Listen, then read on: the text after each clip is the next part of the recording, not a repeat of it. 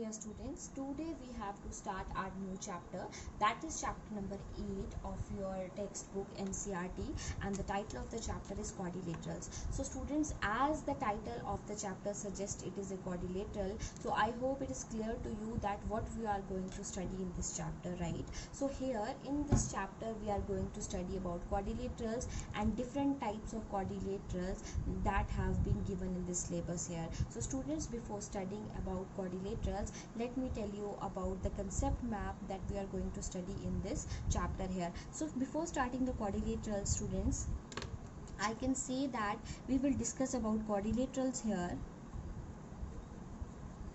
Okay, we will discuss about types of quadrilaterals, that is parallelograms. We will also discuss about trapezium. We will also discuss about kite here. Okay, so after all these figures, we will also discuss about some types of parallelograms, in which one is your rectangle, rhombus, square.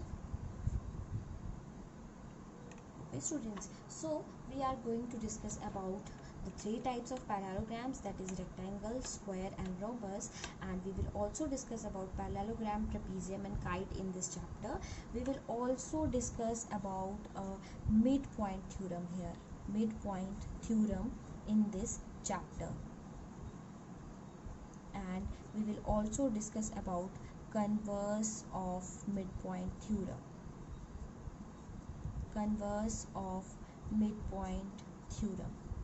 Beta, all this midpoint theorem and converse of midpoint theorem is related to your triangles. So firstly we will discuss about quadrilaterals, and after that we will discuss about midpoint theorem and converse of midpoint theorem also.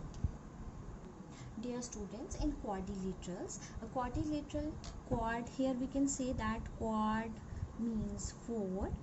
So we can say that a four-sided figure, a four-sided closed figure is known as quadrilateral. It is simple. What I said that a four-sided closed figure is known as quadrilateral. After this, sum of all angles of a quadrilateral is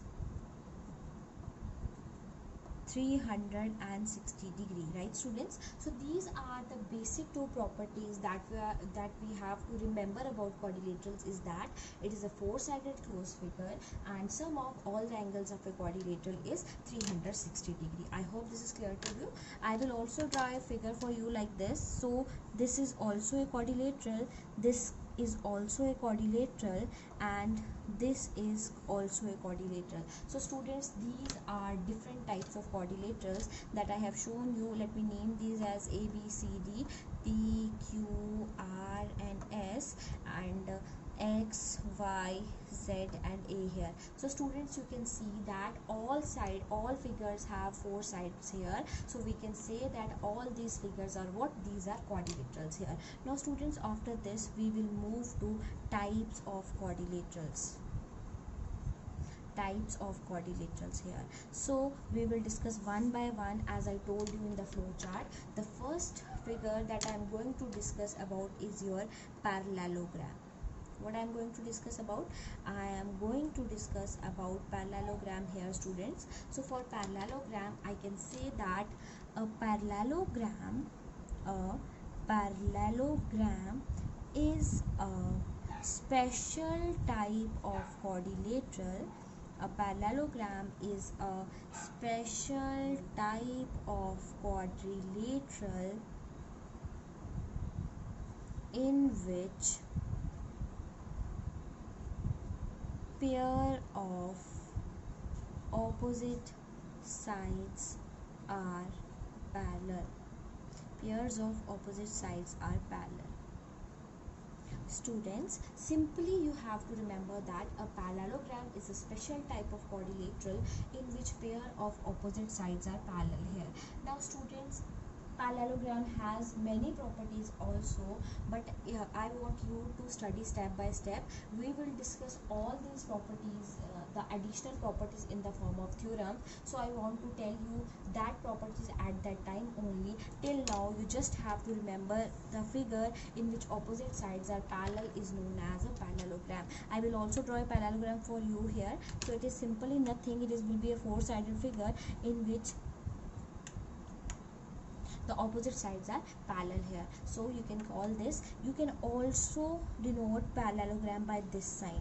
So as you can see the student, this is the sign of parallel here, and GM is short for gram. So if you have to write down parallelogram sometimes, you can also use the sign of parallel here and GM here. So I hope students I am clear to you. Now after this we will discuss about rectangle.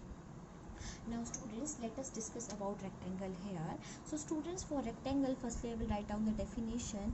It is a parallelogram. Students, you can see that I have said that my rectangle is also a parallelogram.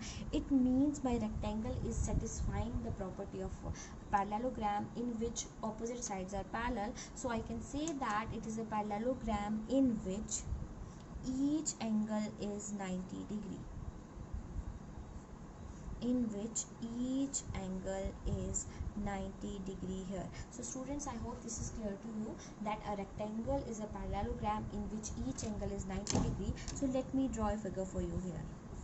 So I am drawing this as a rectangle, and you can see that here I will show that my each angle is 90 degree here. So this is one of the types of parallelogram, that rectangle is a parallelogram in which each angle is 90 degree here. Now the next type of quadrilateral that we are going to discuss is your rhombus here.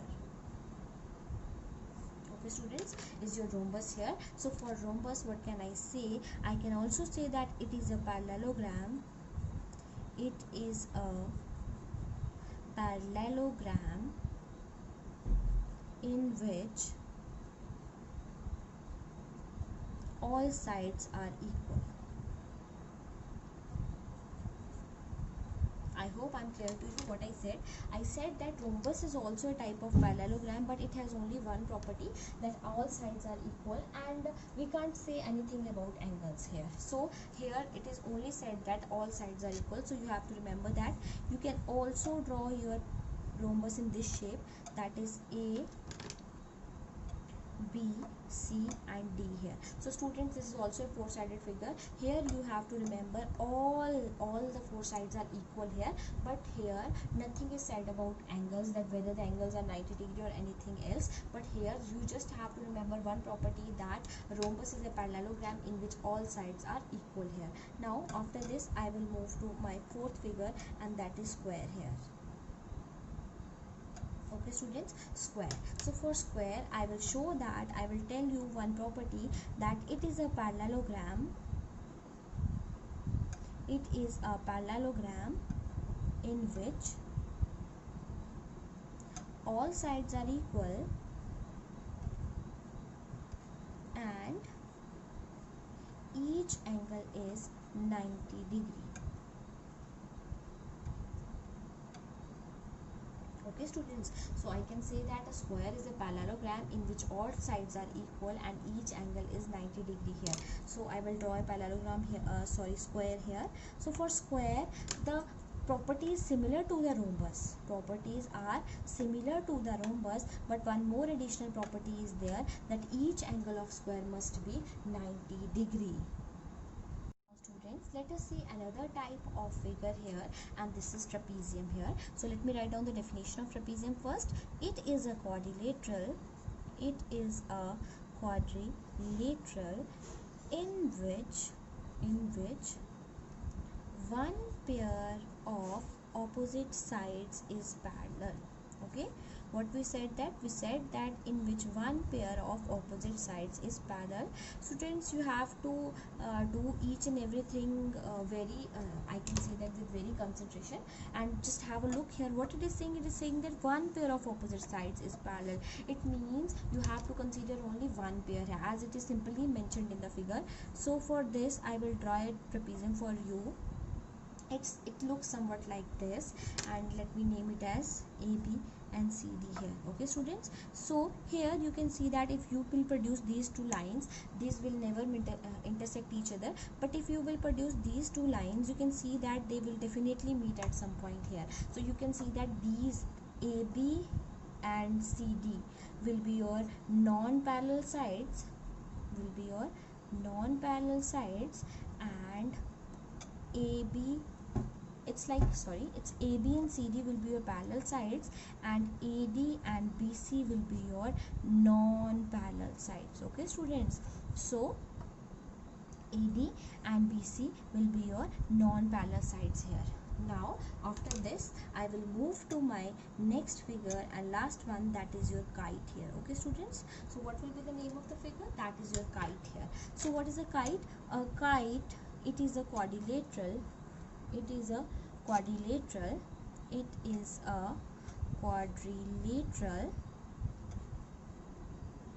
in which pair of adjacent sides is equal. I am telling you the simple properties of figures here, because I don't want you to get confused for the different types of figures, because you need the knowledge of all the figures while solving the questions here. So what I am doing, I am telling you just the simple properties for this, and after that when we are moving further in this chapter, more and more properties will be introduced to you within due course of time. Okay, so it is a quadrilateral in which pair of adjacent sides is equal. Till now you just have to remember all these basic things here. So let me draw a figure for you here. So I hope all of you have seen this figure, as many students have seen kite, right? Or they can fly the kites. But thing is that here two adjacent sides, it means AB will be equals to AC, right? So let me draw it as D and let me see it as C here. So AB will be equals to AD and BC will be equals to CD here. Okay, so AB is equal to what? AD and BC is equal to CD. So students, I hope the concept of diagonal is also clear to you. So whenever I can see that if I will join my two opposite vertices here and two opposite vertices here, so diagonals are not equal here. Okay, so diagonals are not equal here. Beta, concept of diagonal is also useful in parallelogram, but as I told you, whenever we will move further now, after that step by step I will tell you. Okay, so till now I have explained about all the figures that we are going to discuss in this chapter. Now I have drawn few figures in front of you, right? So here we have to show some statements like whether every rectangle is a square. So for this I have drawn all the three figures and I am writing the properties. Rectangle is a parallelogram, square is also a parallelogram, and rhombus is also a parallelogram. I am doing comparison in between all the three figures. Okay, so after this, each angle is 90 degree, right? So here each angle is also 90 degree. So here nothing is known to us. Opposite sides are equal.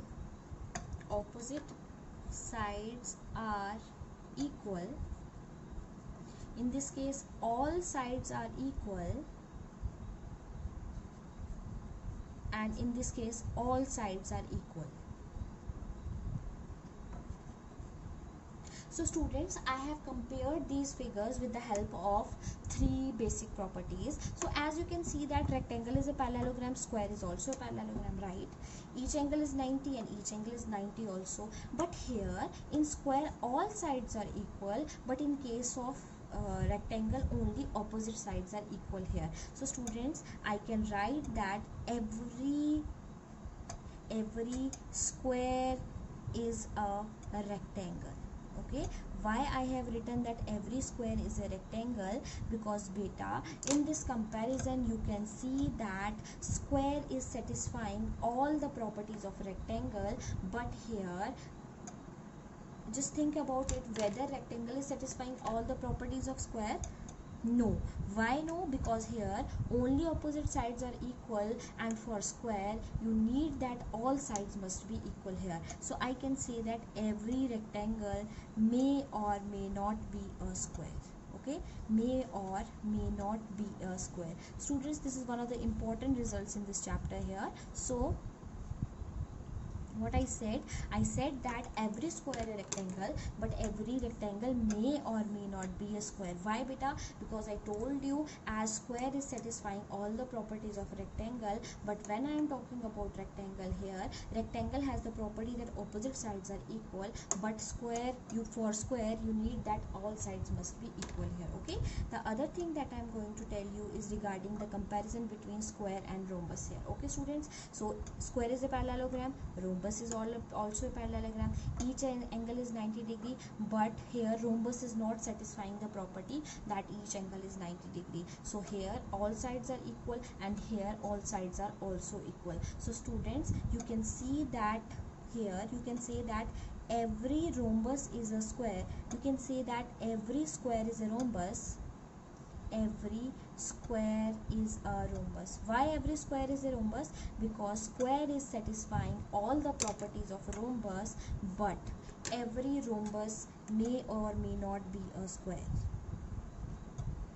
Every rhombus may or may not be a square. Why this is happening? Because as I told you students, because rhombus has only two properties, but square has an additional property that it must have each angle as 90 degree. So rhombus is not satisfying this property. That's why I can say that every rhombus may or may not be a square. Okay, so this is what I need. And now last thing that I want to compare, that a trapezium and a parallelogram. Students, you can see that for a trapezium, what you need that both the pair of opposite sides will be parallel, but in case of a trapezium only one pair of opposite sides is parallel here. So I can say that every trapezium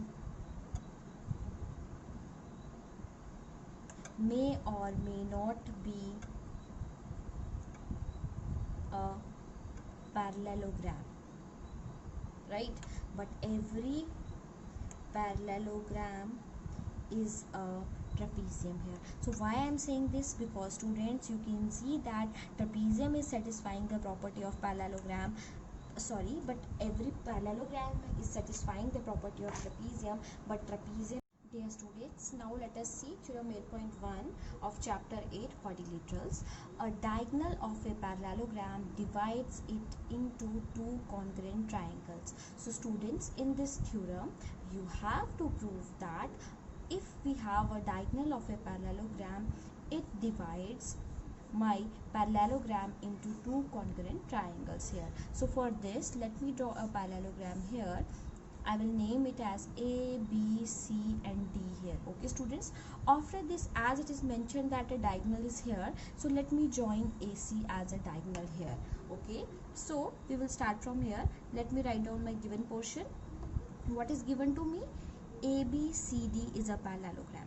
That is given to me is ABCD is a parallelogram, and one more thing that is given to me is AC is a diagonal here. AC is a diagonal here. What you have to prove? You have to prove that the two triangles that are forming are your congruent triangles. That is, triangle ABC is congruent to triangle ADC here. Now students, let us see for this what we can do. As you can see that this is a parallelogram, right? So I can say that AB is parallel to CD and AD is parallel to BC here. So students, let us see what can I do here. So I will write, since ABCD is a parallelogram, therefore AD is parallel to BC and AB is parallel to CD. Why? Because you all know that whenever you have been given that figure is a parallelogram, so the opposite sides must be parallel. So the opposite sides must be parallel. So students, what I am going to do, I can say that if AD is parallel to BC, then angle 1 must be equal to angle 2. I hope it is coming into your mind that these are what alternate interior angles here. here. So same is the case, if AB is parallel to CD, angle 3 will also be equals to angle 4 here. Okay, so what will be the reason for that? Same reason, that both are alternate interior angles. So I can write it here that therefore angle 1 will be equals to angle 4, sorry, 1 will be equals to angle 2 and angle 3 will be equals to angle 4 here. What will be the reason? I will write down my reason, that both are alternate interior angles here. Okay, after this what I am going to do, I will try to prove my triangles congruent. So I will write in triangles ABC and ADC. Okay, so what I am going to take the first condition, you can see that AC is common in both the triangles here. So I can say that AC is equal to AC common. I can also say that angle 1 is equal to angle 2, as I have already proved here. So I can write it as angle 2 is equal to angle 1 and angle 3 is equal to angle 4. What will be the reason here? The reason that you have proved above. Okay, you have proved that both these angles are equal here. So as you can see that here three conditions are satisfied. So you can say that triangle ABC is congruent to triangle ADC, by which criteria? The criteria must be ASA, students. Why ASA? As you can see that here this angle is equal to this angle is equal to this angle, and the included side of both the triangles is also equal. So we can say that triangle ABC is congruent to triangle ADC, by which criteria? SAS. So at last I can write that hence proved here. So this is all about theorem 1 8.1 that we have to discuss in this theorem, that we have to prove that a diagonal of a parallelogram divides it into two congruent triangles here. Now students, let us see theorem 8.2. In the theorem 8.2, in a parallelogram opposite sides are equal. So in this theorem you have to prove that in a parallelogram opposite sides are equal here. So for this students, what I am going to do, I will again take a parallelogram here. So suppose I am labeling this as ABCD here. Okay, so what is given to me? Again it is given to me that figure is a parallelogram. So ABCD is a parallelogram here. So whenever parallelogram is given now, it must be coming in your mind that opposite, that pair of opposite sides will be parallel here. So what you have to prove? You have to prove that opposite sides are equal. So in this figure, what will be the opposite sides? AB must be equal to DC and AD must be equals to BC. Two pairs of opposite sides must be equal here. Okay students, for this I will do a construction and I will join my AC here. Okay, what I will do, I will join my AC here. Now students, you can see that as soon as I have joined my AC, I got two triangles here, right? So if I will prove that my two triangles are congruent, so by CPCT I can say that AB will be equals to CD and AD will be equals to BC. So students, my main concern is to prove my triangles congruent, and if I will prove my triangles congruent, then by CPCT I can prove that my opposite sides are equal here. Okay, so for this I will use the same method that I have done in theorem 8.1. Same things I will proceed. I can say that since ABCD is a parallelogram, therefore what will happen? Therefore AD is parallel to BC and AB is parallel to CD. I told you why, because you must know that I told you in the previous video that in the previous thing that whenever a parallelogram is given to you na, so you must note that both the pair of opposite sides will be parallel here. So again I can say that here angle 1 will be equals to angle 2 and angle 3 will be equals to angle 4 here. Okay, so why?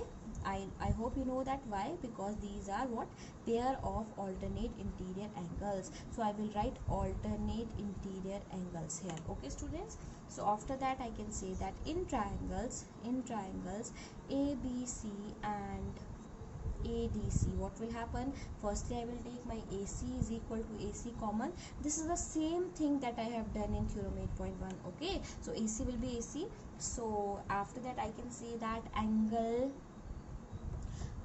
2 is equal to angle 1 and angle 3 will be equals to angle 4. What will be the reason? The reason will be the thing that I have proved above here. Okay, so after this I can say that triangle ABC is congruent to triangle ADC by which criteria? By ASA. I hope I told you in the previous theorem that angle, side, and again angle here. Okay, so this is ASA. So I can say that therefore AB is equal to CD and AD is equal to BC by CPCT. Okay, by CPCT. So this is what we need to prove. So I can also write hence proved here. So students, this is one of the properties of parallelogram, that if you have been given a parallelogram, you always have to remember that the opposite sides of parallelogram are equal and parallel. Okay, the opposite sides of parallelogram are equal and parallel. Now let us see theorem 8.3 here. Here it is given that if each pair of opposite sides of a quadrilateral is equal, then it is a parallelogram. Okay, I hope I told you that the statement after then is your to prove statement, and the statement between if and then is your given statement. So in this theorem, you have been given that you have been given a quadrilateral in which pairs of opposite sides are equal. Now you have to prove that it is a parallelogram. So before proving it, I will draw a figure here. So this is A, B, C, D, and this is what? This is simply a quadrilateral that is given to you in the question. It is simply a quadrilateral. So I will write down what? I will write down that A, B, C, D is a quadrilateral here. Okay, so what is A, B, C, D? A, B, C, D is a quadrilateral, and one more thing that is given to you is opposite sides are equal here. So I can write that AD is equal to BC and AC is equal to BD here. Sorry, it is AD is equal to BC and AB is equal to CD here. Okay, so AB is equal to CD. Now students, what you have to prove? You have to prove that ABCD is a parallelogram. So students, this theorem is the converse of theorem 8.2, in which we saw that if you have been given a parallelogram, you have to prove that the opposite sides are also equal.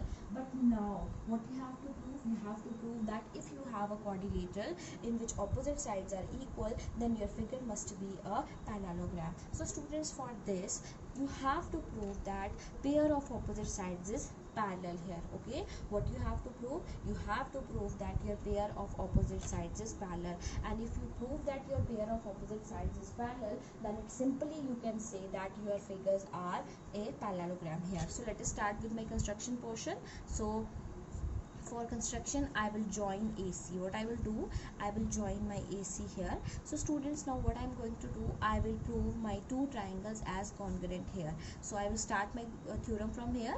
In triangles ABC and ADC, okay, what will be the conditions that I can take? Firstly, I will take that AC and AC are common here. AC is equal to AC common here. Students, already it is given to you in the question that AB is equal to CD and AD is equal to BC here, right? So what I will do, I will write AB is equal to DC and AD is equal to BC. Why? Because it is already given to me in the question, right? So I can say that triangle ABC is congruent to triangle ADC by SSS criteria. So students, as you can see that I have proved my triangles as congruent. So again what I will do, I can say that my angle 1 will be equals to angle 2 and angle 3 will be equals to angle 4. So by CPCT I can say that angle 1 is equal to angle 2 and I can say angle 2 is equal to angle 1 and angle 3 is equal to angle 4 here. What will be the reason? The reason will be your CPCT. Okay, so by CPCT I can say that your both angles are equal, but these are what, students? As you can see in the figure, these are alternate interior angles here. These are alternate interior angles. So what can I say? I can say that here, if these are alternate interior angles, so I can say that Therefore AB is parallel to CD and AD is parallel to BC here. So students, you can also take triangle in place of triangle ABC, because I hope you know that in every when you are taking the figures congruent, it must be necessary that what you are taking and how you are taking. So you can take it like this. So you can say that it is DCA. Okay, so it will be like DCA. So I hope this is clear to you now. So as such, we can start from here, that since AB is parallel to CD and AD is parallel to BC, therefore I can say that my ABCD is a parallelogram here. Therefore ABCD is a parallelogram. And what will be the reason? Because opposite sides are parallel here. Okay, what will be the opposite sides? The opposite sides are parallel here. Okay, I hope students this is clear to you. So wait a sec, I will write CDA here. Okay, now this is clear, students. Okay, so I hope this is clear to you that what I said. So this is theorem 8.3 here.